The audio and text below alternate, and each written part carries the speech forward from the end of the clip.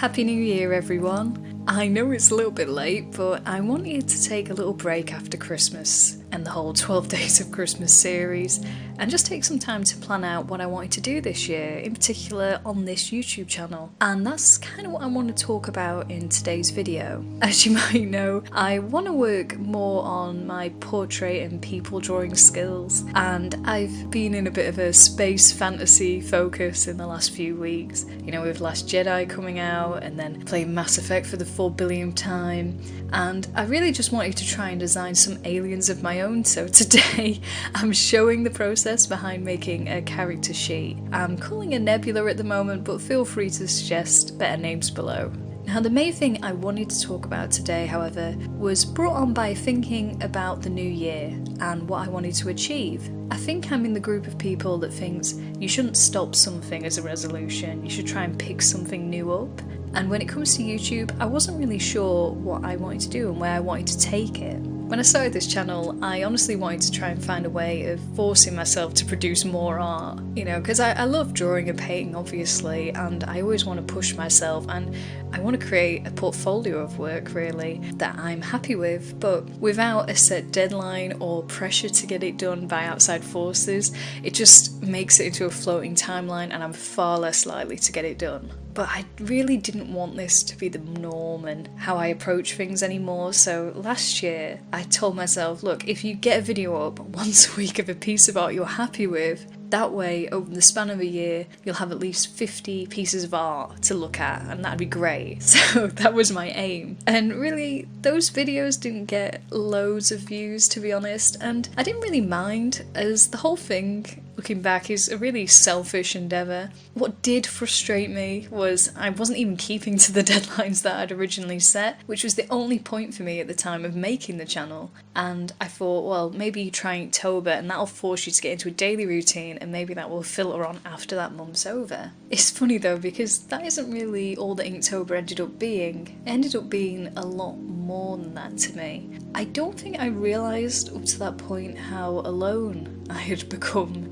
when it came to art. When I was a lot younger, I think I always was a little bit too aware of that, because none of my friends were interested in art. I mean, I was like at least 19 years old before I met another person who enjoyed art, and she's still the only person in my real life that I can share that interest with. Not that I can't talk about it, I guess, but you can only really talk to that dead-eyed glaze on people that you care about who are pretending to be interested for so long. And I don't know, I always feel really cruel nattering on about these things when I know the other person isn't as interested. So when I began creating these Inktober videos, I just approached them the same way I had done before, like really systematically and as a job to be finished. And I didn't really take in that anyone would even want to watch them. So I just had fun on my own making them, as I did with the other videos. But that didn't last, and I began chatting to and talking to all you guys and lots of different artists who were also participating in Inktober too, and by kind of getting more involved and interacting with people,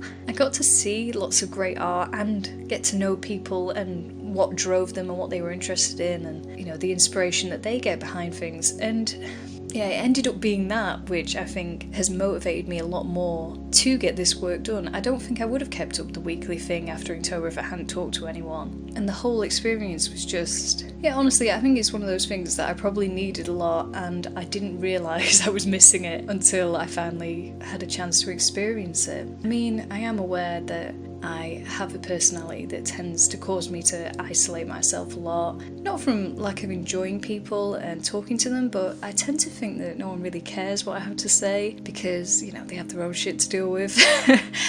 And the only way I can think of describing it is, you know, when you're a teenager and for a while you think that everyone's noticing what you look like and what you're wearing, and then one day after school you think to yourself, I actually can't remember what anybody else was wearing today. And even my best mates, I can't actually think exactly what they were wearing. And then you realise that nobody else does either, that you're not the one alone in that you were all probably quite self-absorbed. And really the only person who cares about the way you're looking at the moment is you, and that you thought that everyone else was controlling how you saw yourself, but really nobody else really cared and you were the only one who cared.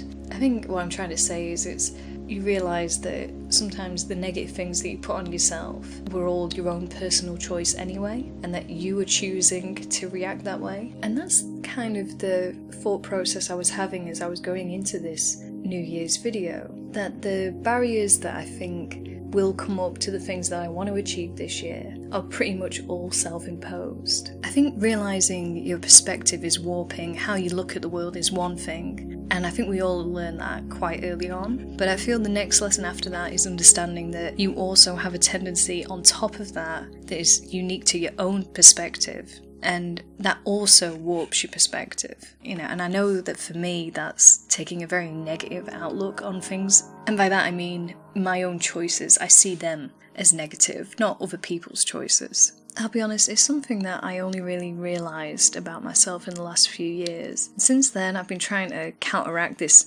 knee-jerk reaction to see things that happen as just inherently they're going to go wrong, and trying to be more positive and argue with that perspective a lot. And I think that my own self-imposed isolation is like a weird cousin to this train of thought, and I think I was going to keep continuing along that path without even realising what I was doing until October last year. I guess in the most long-winded way that I can say it, I'm trying to say that my attitude and feeling towards what I wanted this channel to be has changed completely after getting to interact with you guys, and going forward that's kind of what I want to keep in perspective. I still really want to create a piece of art that I'm happy with, and I'd be happy to put in a portfolio every week, and this character study for me would be one of them. I've also, the last week, finally created a Behance so I can put all of this in an actual portfolio, and I'll put a link below if you're interested in seeing them. I also want to make sure that that interaction keeps up this year, so I definitely want to continue with drawing requests, because to me it feels like a continuation of the conversation that we all started in Inktober, of creating something new and having funny and random prompts, and everyone has their own approach, and getting to share it, and your own love of art and the things that inspire you. And yeah, it's one of my favourite things that we've started on this channel, and I really would like to carry that on. So I'm thinking original art on a Monday, drawing request series on the Thursday. So yeah, I try not to get too emotional when I'm recording these voiceovers, but it feels important to let you guys know that I really do care a lot about the support, and I appreciate the work that you also produce and that you share it with me too, because it really has ignited something in us to actually produce this work that I was always telling myself, oh yeah, wouldn't it be great to do it? But alone I think it was almost impossible. So I just really want you guys to know how much I appreciate it, and I wanted that to be the way I started this year. And on that point, I really want to hear what your plans for this year are. Are you the type of person whose resolutions are all about getting rid of something negative in your life, or is it about adding something positive to it? Do you even make resolutions at all? Because I didn't for quite a few years. I really want to hear from you guys, especially if you have a YouTube channel too, and what you're wanting to achieve over the next year. I think I've been rattling on and just letting the drawing come together in the background of the video. So I'll briefly give my thoughts on this too. I'll be honest, I feel really weak at digital art, definitely compared to traditional art. The only upside I feel with digital is having that undo button hot linked at the top of my drawing pad so I can constantly redo dodgy curves. But with today's drawing, I felt pretty chuffed with the result. I wanted to see how well I could turn a character in perspective and give them different expressions. Throughout 2017, I've been trying to read up and improve my people drawing skills, and I think that this has kind of been a nice way to look at how much progress I've made in the last year. I feel a lot of confidence now when I'm building up the facial structure, and I still want to work on figure drawing, but I feel like I'm getting there. So yeah, this was a really good challenge to see if you can create a character and then move them in space, as they're from space.